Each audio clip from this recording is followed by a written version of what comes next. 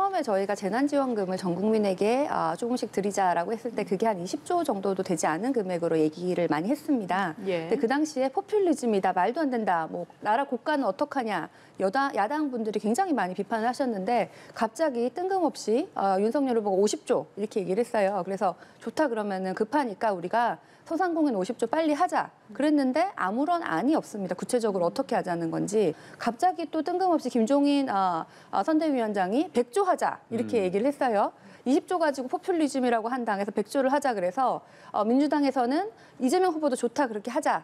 그리고 송영길 당대표도 좋다 하자라고 했고 여당에서 적극적인 찬성을 보이니 대통령 되면 하겠다 이렇게 말을 바꾸십니다. 이준석 대표도 재난지원금 합의했다라고 하셨는데 그 다음날 또 말을 바꾸셨어요. 지금 저희 쪽 추경을 얘기를 하시는데 임시국회 소집해서 추경을 할 의사가 여당은 충분히 있고 당대표와 후보가 충분히 있으니 우리가 그렇게 하면 막상 반대를 하지 마시기를 바랍니다. 예. 네. 20대 대선이 88일 앞으로 다가온 가운데 여야 대선 후보들의 움직임이 빨라지고 있습니다. 이재명 대선 후보는 대구 경북 지역을 방문 중이고 윤석열 대선 후보는 강원 지역을 찾아서 표심 공략에 나섰는데요. 네, 정치권 소식 두 분 모시고 짚어보겠습니다. 최지은 더불어민주당 선대위 대변인, 임승호 국민의힘 대변인 나오셨습니다.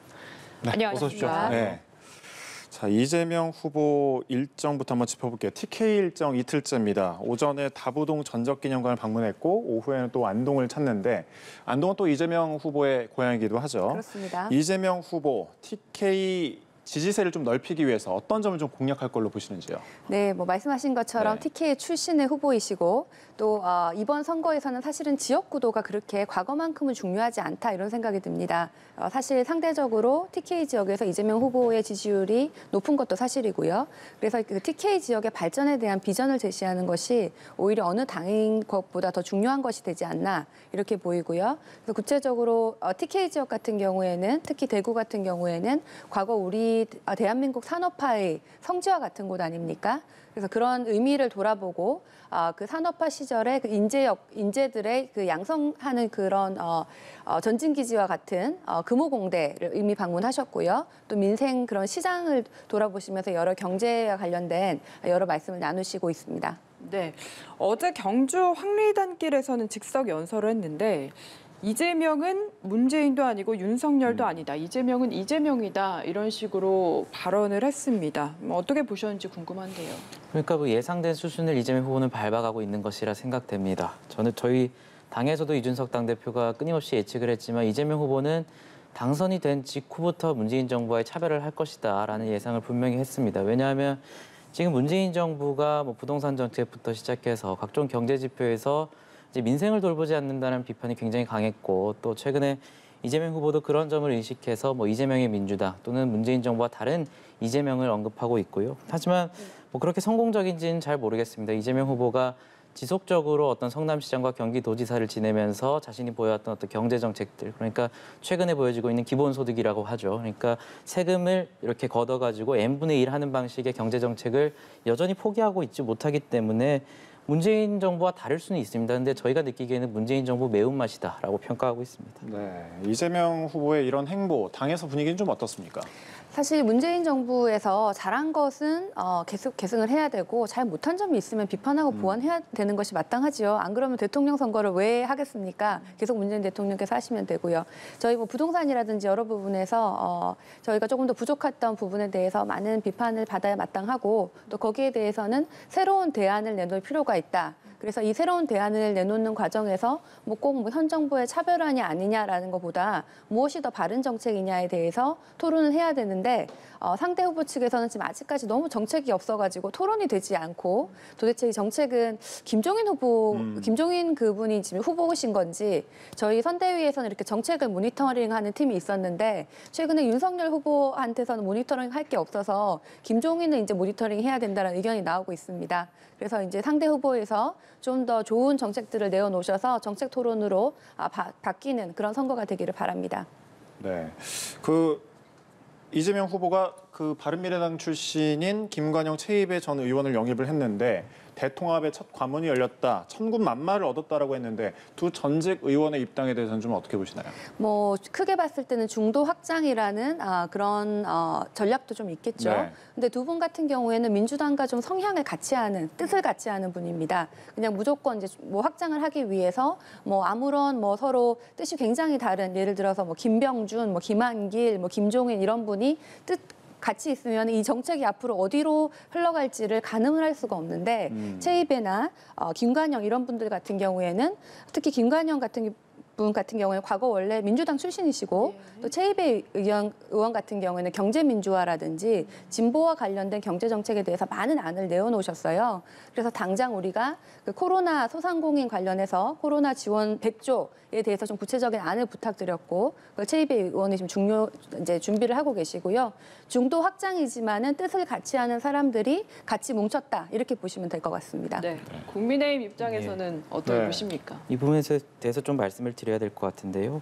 김관영 의원과 최입배 의원 같은 경우에는 최 대변인 말씀하신 것처럼 민주당의 성향과 비슷한 측면을 많이 보여왔습니다. 그래서 저는 뭐 인물이 같다고 해서 뭐 중도 확장이 무조건 된다 이렇게 생각하지는 않는데, 뭐 뜻을 같이 하는 분들이 같이 해야 된다라는 생각에 대해서는 좀 반대를 합니다. 그렇다면 노무현 정부 때 굉장히 자유주의적 색채를 가지고 있는 김병준 현재 저희 당에 계신 분이 정책을 맡았는데, 그렇다면 그 정부는 실패한 정부니까? 아니거든요. 오히려 뜻이 다른 분들, 그리고 생각이 다른 분들의 정책을 포용함으로써 다양한 정책을 보여줬고, 노무현 정부의 정책적 평가는 차치하더라도 굉장히 개혁적인 부분을 많이 보였다라는 평가를 김병준 위원장을 통해서 많이 보여줬습니다. 그래서 그런 부분에 있어서 뭐 저는 김관영 의원과 최입배 의원의 평가를 폄훼하고 싶지도 않고요. 그분들이 선택한 것이기 때문에 무운을 바랄 뿐이고, 뭐 저희 당 입장에서는 이용호 의원 같은 경우에 상당히 이제 저희 당의 약세 지역이라고 할 수 있는 호남 출신의 무소속 의원이 저희 당의 선대위원장을 맡아주시겠다고 흔쾌히 수락을 해주셔가지고 뭐 저희로서는 굉장히 기쁜 일입니다. 네, 알겠습니다.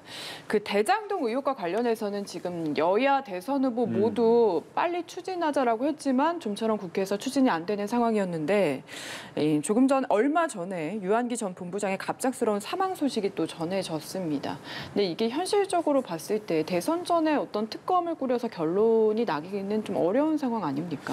그러니까 저희 당이 9월쯤부터 특검을 주장해왔었는데 9월 10월에만 이제 이재명 후보가 전격적으로 받았어도 사실 상설특검법으로 하면 120일 정도로 하면 결론이 나기 때문에 대선 전에 충분히 결론이 날 수 있는 상황이었는데, 지금 같은 경우에는 좀 시기적으로 많이 어려운 부분이 생긴 건 사실입니다. 하지만 그럼에도 불구하고 저희 당 지속적으로 9월부터 특검을 추진하고 있고, 또 이재명 후보와 민주당에 조금 유감인 것은 이재명 후보는 조건 없이 특검 받겠다라고 한 다음에 정작 민주당 의원들은 법사위에 가가지고 저희 특검법 상정 안 시켜주고 있거든요. 그렇다면 이재명 후보가 직접적으로 지시를 할 필요가 있다. 이재명 후보가 저희 당에서 나온 어떤 발언을 인용한 형태이긴 하지만 특검을 피하는 자가 범인이라고 본인 입으로 말을 했거든요. 특검을 피하는 자는 지금 이재명 후보밖에 없습니다. 그렇다면 이재명 후보 스스로가 범인을 시인하는 것으로 밖에 볼 수 없고, 이런 측면에서 이재명 후보가 직접적으로 민주당 의원들에게 왜 내가 특검을 받겠다고 하는데 민주당 의원들이 통과를 안 시키냐라고 지시할 필요가 있지 않나. 본인이 그 발언이 진심이라면 그렇게 생각합니다. 한 말씀 해주셔야 될 것 같은데요. 네.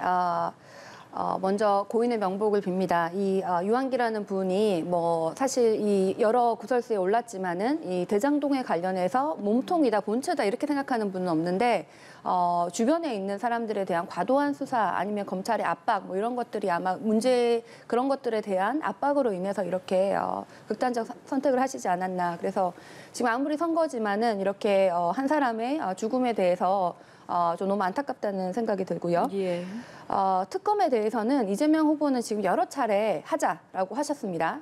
다만 성역 없는 특검을 하자는 입장이신데요. 특검을 할 때 우리가 지금 대장동 관련해서 부산의 저축은행에 대한 네. 부실 수사에 대한 얘기도 있고, 또 실제로 이 유한기라는 분이 뭐 2억을 받았다 이런 얘기가 있는데 50억씩 받은 곽상도 전 의원의 아들이라든지 50억 클럽이라는 얘기도 있지 않습니까? 그 사람에 대한 돈을 실제로 그 수천억에 오고 갔는데 그 돈을 받은 사람들에 대한 모든 성역 없는 특검이 되어야 된다. 그 입장은 분명합니다. 네, 성역 없는 특검이 돼야 된다는 입장은 분명하다. 여기에 대해서도 좀 한 말씀. 저희는 네. 동의하는 바입니다. 다만 네. 저희가 말했던 것은 부산저축은행 관련해서는 이재명 후보가 조건 없는 특검을 말했는데 부산저축은행이라는 조건을 붙이는 자체가 이재명 후보가 또 말이 바뀌는 거거든요. 그리고 곽상도 의원 얘기는 왜 나온지 모르겠는데 저희 당은 곽상도 의원을 수호할 생각도 없고 수호할 의지도 없고 수호할 능력도 없습니다. 그렇기 때문에 곽상도 의원에 대해서 뭐 저희가 수호를 하고 있다. 그리고 곽상도 의원에 대해서 저희가 비호를 하고 있다. 이런 식으로 발언하는 것은 굉장히 유감이고요. 뭐 50억 클럽이 있다면 그것이 여당의 의원이든 야당의 의원이든 당연히 수사를 해야 되는 것이고 이런 부분에 대해서 성역 없는 수사를 하는 것은 당연한 일입니다. 네. 저는 뭐 부산저축은행 관련해서 이것이 조건 없는 뭐 조건이 있는 이렇게 얘기를 하는데 성역 없는 수사라는 것은 여당 야당이든 뭐 어느 곳을 가리지 않고 조금이라도 의혹이 되는 것을 다 하자 이런 면에서 부산저축은행 부실 수사에 사실은 그 대장동의 키맨이라고 하는 여러 사람이 연루되어 있지 않습니까? 예. 그래서 이제 그것을 조사를 하자는 건데 마치 그걸 가지고 조건부 특검이다 이렇게 얘기를 하는 것은 좀 잘못된 해석이고요. 성역 없는 수사를 다시 한번 더 특검뿐만 아니라 검찰 수사도 좀 더 성역 없이 돈의 흐름을 따라서 제대로 조속히 되기를 다시 한번 촉구드립니다. 네. 자, 대장동 관련해서 양쪽의 입장을 들어봤고요. 윤석열 후보와 관련된 행보에 대해서 한번 짚어볼게요. 자, 강원도 일정을 시작했습니다. 예. 출범 후 첫 지역 방문 일정인데 계속해서 이준석 대표가 동행을 하거든요. 예. 이 행보 어떤 좀 의미가 있다고 보시는지요? 아무래도 이준석 대표가 가지고 있는 상징이라는 것이 기존의 당대표와 굉장히 결이 다른 것은 분명한 사실입니다. 실제로 저도 얼마 전에 이제 해화역 쪽에 같이 갔을 때 동행을 했고 아까도 아침까지는 이제 춘천에 있다가 이동을 했는데 강릉에 있다가 이동을 했는데 사실 윤석열 후보만 움직여도 상당히 많은 인파가 모이는데 이준석 대표가 동행을 하게 되면 거리가 마비가 될 정도로 굉장히 많은 인파가 움직이는 것이 사실입니다. 그렇다면 분명히 이준석 대표가 가지고 있는 상징성이 분명히 있다. 그것은 뭐 이준석 대표의 어떤 정책이나 비전에 대한 평가는 차치하더라도 이미 30대 야당 대표가 탄생했다는 것에 많은 청년층이 동요를 하고 있다는 것이 사실이고요. 뭐 이 부분에 대해서 최근에 민주당에서는 뭐 이준석 대표 뒤에 숨어서 윤석열 후보가 보이지 않는다 이런 네. 식으로 말을 하던데 부러우시면 송영길 대표도 하면 됩니다. 송영길 대표랑 이재명 후보 손잡고 네. 같이 동성로 거리 걸으면서 시민들 얼마나 모이신지 한번 보면 될 것 같습니다. 네. 네, 민주당도 사실 이 젊은층 표심 잡기에 굉장히 공을 들이고 있잖아요. 이런 모습들 어떻게 보시나요? 뭐 저는 사실 이준석 대표는 굉장히 좋은 상징이라고 생각을 합니다. 이준석 대표가 가진 뭐 통일에 대한 생각이나 여성 문제에 대한 생각을 제가 찬성하진 않지만은 이준석 현상으로 불리는 이런 시대의 교체 아니면 뭐 세대 공존에 대한 열망에 대해서는 저도 찬성을 해서 사실은 보기가 좋습니다.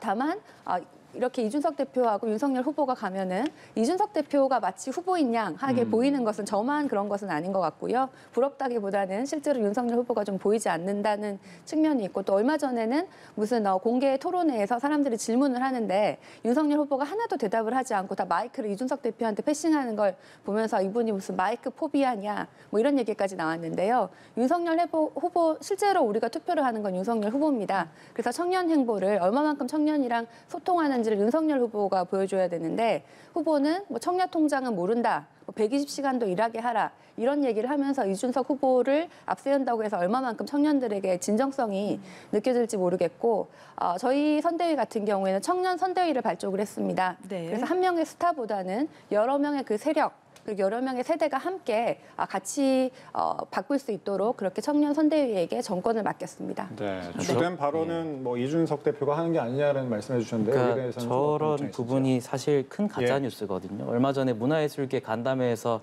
윤석열 후보가 마이크를 넘겨서 대답을 하나도 안 했다 이런 식으로 말씀하신 게 전형적인 가짜 뉴스입니다. 해당 영상을 보면 이미 팩트 체크를 통해서 언론 보도로 나온 게 있습니다. 8번의 질문을 받았는데 3번은 이준석 대표에게 마이크를 넘기고 그 다음에 또 본인도 대답을 했습니다. 그러니까 결론적으로 8개의 질문에 윤석열 후보는 분명히 모두 다 대답을 했고요. 이런 부분에 있어서 민주당이 지속적으로 가짜 뉴스 때려잡자라고 얘기하고 있는데 이런 공식적인 자리에서 가짜 뉴스를 살포하시는 것은 조금 유감입니다. 실제로 네. 윤석열 후보가 이 질문에서 제가 5번을 대답하신 거는 사실 상대적으로 보도가 덜 돼서 몰랐던 건 사실인데요. 확인하고 오셔야죠. 실제로 윤석열 후보가 뭐 다음 주에 G식 백과인가요? 거기에 대해서도 출연을 한다고 하셨다가 안 한다고 하시고 당장 TV 토론 같은 경우에도 저희 측에서 여러 번 요청을 하는데 윤석열 후보가 나오질 않고 있어요. 그래서 언론 앞에서 TV 토론이라든지 본인의 생각을 밝히는 것에 좀 적극적이지 않고 이준석 후보가 나선다든지 아니면은 정책에 대해서는 모든 것이 김종인 대표의 전 위원장. 비대위원장의 네. 말씀을 들어야 되는 그런 상황 때문에 이런 오해가 벌어진 것이 아닌가 생각합니다. 네. 네. 확실히 대선이 얼마 남지 않아서 그런지 두 그러니까요. 분이 참 네. 뜨겁습니다. 윤석열 후보 이야기 조금만 더 해보자면 어제도 소상공인 지원을 위한 추경 편성은 빠르면 빠를수록 좋다 이렇게 반복해서 동의하는 입장을 냈는데 김종인 총괄선대위원장은 사실 이거는 현직 대통령 소관이다. 뭐 후보가 얘기할 건 아니다. 딱 잘라서 이야기를 했거든요. 이거 엇박자 아닙니까? 그러니까 이 부분에 대해서 엇박자를 보이는 거 아니냐라는 비판이 조금 있는데 자세한 내용을 뜯어보면 동일한 얘기를 하고 있습니다. 김종인 위원장 같은 경우에 이런 얘기를 한 이유는 결국에는 추경 같은 경우에는 이제 현직 대통령 소관 사안이기 때문에 문재인 대통령이 결심을 해야 된다라는 취지의 발언이었고 윤석열 후보의 발언 같은 경우에도 지금 여당이 진정으로 50조 또는 100조에 동의를 한다면 대통령을 설득하라라는 워딩을 분명히 사용했습니다. 그러니까 두 분 다 결국에는 문재인 대통령이 현재 결심을 하고 추경 편성에 대한 권한을 가지고 있기 때문에 이런 부분에 있어서 현직 대통령이 결심을 하시라라고 하는 것이고 저희 당은 지속적으로 이제 윤석열 후보는 50조 손실 보상에 대해서 얘기를 했고 이재명 후보도 민주당에서는 이제 포퓰리즘이라고 하다가 갑자기 동의를 하신 것은 반갑습니다만 이후에 어떤 대통령을 설득하는 작업이 보이지 않아요. 그래서 안타까운 일이지만 어쨌든 지금 민주당이 의회 내에서도 압도적인 의석수를 가지고 있고 현직 대통령도 민주당 출신의 문재인 대통령이기 때문에 여당과 대통령이 결심하시라는 동일한 목소리를 내고 있습니다. 네. 저는 조금 황당한데요. 처음에 저희가 재난지원금을 전 국민에게 조금씩 드리자라고 했을 때 그게 한 20조 정도도 되지 않은 금액으로 얘기를 많이 했습니다. 예. 근데 그 당시에 포퓰리즘이다, 말도 안 된다, 뭐 나라 고가는 어떡하냐, 야당 분들이 굉장히 많이 비판을 하셨는데 갑자기 뜬금없이 윤석열 후보가 50조 이렇게 얘기를 했어요. 그래서 좋다 그러면은 급하니까 우리가 소상공인 50조 빨리 하자. 그랬는데 아무런 안이 없습니다. 구체적으로 어떻게 하자는 건지. 근데 그때 이제 국회가 거의 끝났는데 그럼 뭐 추경 임시국회를 열어서 추경을 하자는 건지 대안에 대해서는 없고 50조라는 얘기를 한 다음에 갑자기 또 뜬금없이 김종인 선대위원장이 100조 하자 이렇게 얘기를 했어요. 20조 가지고 포퓰리즘이라고 한 당에서 100조를 하자 그래서 민주당에서는 이재명 후보도 좋다 그렇게 하자. 그리고 송영길 당대표도 좋다 하자라고 했고 여당에서 적극적인 찬성을 보이니 대통령 되면 하겠다 이렇게 말을 바꾸십니다. 대통령이 되면 하겠다는 것은 사실 과거에 박근혜 정부 시절에도 김종인 비대위원장이 당시에 선대위원장이 어르신들에겐 다 20만 원씩 주겠다라고 한 다음에 실제로는 선별적으로 지급했죠. 대통령 된 다음에. 네. 그러니까 전형적으로 선거 때는 얘기를 하고 그럼 뭐 대통령이 되면 안 하겠다는 건지 그러면 이거 대통령 되는 것과 상관없이 지금 코로나의 확진자 수가 많고 지금 그 자영업자들이 힘든데 왜 지금 안 하고 그때 하겠다는 건지 이런 것이 좀 말이 되지 않고요. 뭐 여당과 야당이 결심하면 되는 건데 여당 뭐 대통령이 결심해라라고 하는 것은 말이 안 되고 지난번 재난지원금 때도 문재인 대통령께서는 여야가 합의하면 하겠다라고 하셨어요. 그리고 여당이 지금 하자 그러고 후보가 하자고 야당 같은 경우에는 후보는 또 50조에 긍정적인데 김종인 비대위원장이 대통령 되면 해야 하겠다라고 하면서 지금 야당에서도 갈팡질팡하는 모습이죠. 저희는 적극적으로 할 마음이 있으니 윤석열 선대위부터 좀 뜻을 모아달라고 말씀드립니다. 네, 임 대변인 한 말씀 들어야 되겠네요. 재난지원금에 대해서 뭐 저희가 포퓰리즘이라고 비판을 했다라고 하시는데 불과 몇 개월 전에 송영길 대표와 이준석 대표가 재난지원금에 대해서 전격적으로 합의를 한 부분이 있거든요. 저희가 지속적으로 주장드리는 부분은 국가 부채에 대한 어떤 경계심에 대한 비판도 있었지만 쓸 거면 제대로 써라 했습니다. 그런 측면에서 이 추경 자체를 비판하는 것이 아니라 지속적으로 저희는 소상공인에 대한 손실보상 그리고 실질적으로 피해를 본 액수에 따라 비례적으로 지원을 하자 한 얘기고 그렇기 때문에 재난지원금 전 국민 지급에 대해서는 비판적인 입장이었습니다. 하지만 윤석열 후보와 김종인 위원장이 지금 말하고 있는 것은 이제 손실보상과 같이 비례적으로 지원하는 제도를 말하고 있기 때문에 이 부분에 대해서 저희 당의 입장이 바뀌었다 이런 식으로 말씀하시는데 이재명 후보가 이제 50조 비판하다가 본인이 지금 50조 덜컥 받아서 하겠다라고 하시고 계시거든요. 그래서 말을 바꾼 거는 이제 이재명 후보다라는 것을 분명히 제가 한 말씀드리고요. 마디만 더 말씀드릴게요. 제가 끝까지 말씀드릴게요. 네. 우리 대통령의 권한이 아니다 뭐 이런 식으로 말씀을 하셨지만 실제로 문재인 정부 들어서 굉장히 많은 추경을 편성하지 않았습니까? 그렇기 때문에 이런 재원 문제에 대해서는 저희도 추경이라는 대안을 제시했고 이 부분에 대해서는 뭐 저희가 지금 윤석열 후보가 대통령이 아니지 않습니까? 당연히 문재인 대통령이 그동안 굉장히 잘해왔던 추경 편성을 통해서 잘 하시면 되는 겁니다. 네, 지난번에 뭐 이준석 대표도 재난지원금 합의했다라고 하셨는데 그 다음날 또 말을 바꾸셨어요. 이준석 대표가 당시에 기억하기로는 송영길 대표랑 뭐 회동을 하고 뭐 재난지원금 합의했다고 뉴스가 나왔다가 그 다음날 뭔가 좀 상황이 사실이 아닌 것처럼 뭐 찬성하지 않는다 이렇게 나왔었고 지금 윤석열, 김종인 이 두 분이 말씀하시는 소상공인에게 더 두텁게 피해 보상을 하자는 것에 반대하는 것이 아닙니다. 그렇게 하자고 하는 것입니다. 그래서 그렇게 해서 뭐 지금 저희 쪽 추경을 얘기를 하시는데 임시국회 소집해서 추경을 할 의사가 여당은 충분히 있고 당대표와 후보가 충분히 있으니 우리가 그렇게 하면 막상 반대를 하지 마시기를 바랍니다. 예. 네, 잘 알겠습니다. 자, 국민의힘 선대위에 금태섭 전 의원, 이용호 의원이 합류했고 또 윤희숙 전 의원도 공식적으로 합류를 했습니다. 특히 윤희숙 전 의원은 이재명 저격수라는 별명처럼 이재명 후보를 향해서 좀 상당히 수위가 높은 맹공을 펼쳤거든요. 금태섭 전 의원, 이용호 의원, 윤희숙 전 의원의 합류, 당 분위기 좀 어떻습니까? 저희는 굉장히 긍정적으로 바라보고 네. 있습니다. 이용호 의원 같은 경우는 앞서 말씀드렸다시피 저희 당의 약세라고 할 수 있는 호남 지역에서 상당히 소구력을 가지신 분이고 금태섭 의원 같은 경우에는 지난 보궐선거에서도 저희 당에 도움을 주셨지만 굉장히 민주당의 뼈아픈 지적을 많이 하시는 분이다. 예를 들어서 조국 사태에 대한 비판을 했고 공수처에 대한 비판을 했다는 이유로 민주당에서 징계를 받았고 그렇다면 과연 민주당이 그로부터 1년 뒤에 지금 바뀌었느냐? 그것도 아니거든요. 최근에 이상희 제주대 교수에 대해서 네. 기본소득 정책을 비판했다는 이유로 이제 당원권 정지 8개월이라는 징계 처분을 내린 바 있습니다. 그렇기 때문에 금태섭 의원 같은 경우는 공식적으로 입당을 하시지는 않았지만 그럼에도 불구하고 이재명 후보와 민주당이 재집권을 하는 것은 막아야겠다라는 그런 생각이 굉장히 강하신 분이기 때문에 저희로서는 굉장히 반가운 분이다. 그래서 윤희숙 의원 같은 경우에도 불과 몇 개월 전에 이재명 후보가 노벨 경제학상을 수상하신 분도 기본소득을 찬성하셨다 이런 취지의 발언을 하신 것에 대해서 사실과 다르다라는 지적을 굉장히 예리하게 하신 분이기 때문에 경제 전문가로서의 능력을 굉장히 펼치실 분이다라고 평가하고 있습니다. 네, 알겠습니다. 제가 조금 첨언을 드리면요. 예. 저는 개인적으로 금태섭 의원 같은 경우는 좀 아깝다고 생각을 합니다. 민주당의 다양한 의견을 내셨는데 사실 뭐 민주당에 찍어내린 것이 아니고 경선에서 져가지고 후보가 안 되시고 탈락을 하신 거죠. 그래서 국회의원이 안 되시고 지금 가신 건데 그 과정에 대해서는 우리 당에서 조금 더 비판을 잘 수용하지 못했다. 이 말도 저희가 좀 아프게 받아들여야 되지만은 예. 경선에서 졌다고 또 다른 당에 가느냐 이것도 좀 보기 좋은 모습은 아니라고 생각을 합니다.